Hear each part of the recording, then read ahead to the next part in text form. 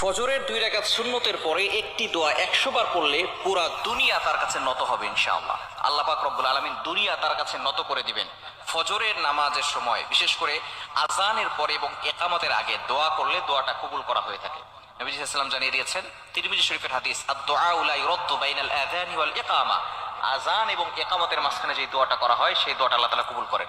তবে বিশেষ করে ফজরের নামাজের সময় আপনি 2 রাকাত সুন্নতের পরে ফরজের আগে, আজান হয়ে গেছে, 2 রাকাত সুন্নত পড়েছেন, ফজরের নামাজ তো 4 রাকাত, তাই না? 2 রাকাত সুন্নত, 2 রাকাত ফরজ।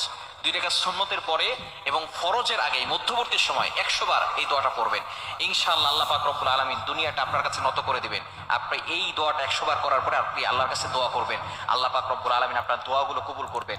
আপনার সন্তান আপনার কথা শোনে না, আপনার মেয়ের বিয়ে হচ্ছে না, আপনার অভাব, আপনার বিপদ, যত ধরনের কষ্ট আছে, দুঃখ আছে, সব আকাঙ্ক্ষাগুলো আপনি আল্লাহর কাছে বলবেন, দেখবেন আল্লাহ তাআলা সবকিছু আপনার জন্য সহজ করে দিবেন। আল্লাহ পাক রব্বুল আলামিন যদি বান্দাকে বিপদ থেকে উদ্ধার করতে চান, তাহলে আল্লাহ পাক রব্বুল আলামিন তাকে বিপদ থেকে উদ্ধার করেন। দুনিয়ার কোনো শক্তি তাকে বিপদে ফেলতে পারে না। এজন্য এই দোয়াটা করার দরকার আছে না নাই?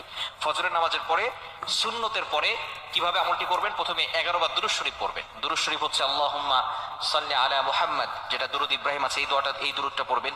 এটা সবচেয়ে ফজিলতপূর্ণ দুরূদ। যদি এটা না পারেন তাহলে সাল্লাল্লাহু আলাইহি ওয়াসাল্লাম, এটাও একটা দুরূদ। আপনি এটা 11 বার পড়বেন। পড়ার পরে এরপরে আপনি 100 বার এই দোয়াটা পড়বেন, সুবহানাল্লাহি ওয়ালহামদুলিল্লাহি ওয়ালা ইলাহা ইল্লাল্লাহু আল্লাহু আকবার ওয়ালা হাওলা ওয়ালা কুওয়াতা ইল্লা বিল্লাহিল আলিয়্যিল আযীম। 100 বার পড়বেন। এগুলো আমরা সকলে পারি না? সুবহানাল্লাহ, আলহামদুলিল্লাহ, লা ইলাহা ইল্লাল্লাহ, আল্লাহু আকবার। এগুলো, এই জিকির তো আমরা সকলেই পারি। এরপরে হচ্ছে লা হাওলা ওয়ালা কুওয়াতা ইল্লা বিল্লাহিল আলিয়্যিল আযীম।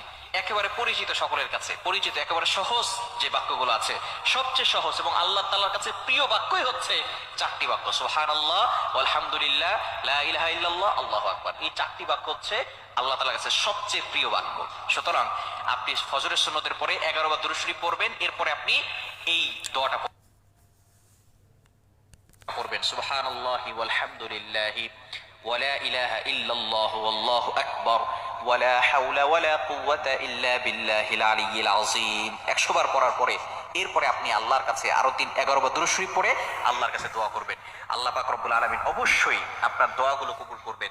আপনার যত আকাঙ্ক্ষা আছে, আপনার যত চাহিদা আছে, সবকিছু আল্লাহ তাআলা পূরণ করবেন।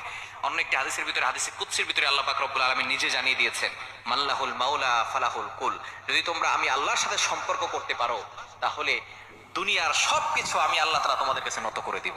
মাল্লাহুল মাওলা ফালাহুল কুল। যদি আল্লাহর সাথে সম্পর্ক করা যায়, দুনিয়ার পিছনে আপনার ছোটার দরকার নাই, দুনিয়া আপনার পিছনে ছুটবে। দুনিয়া আপনার পিছনে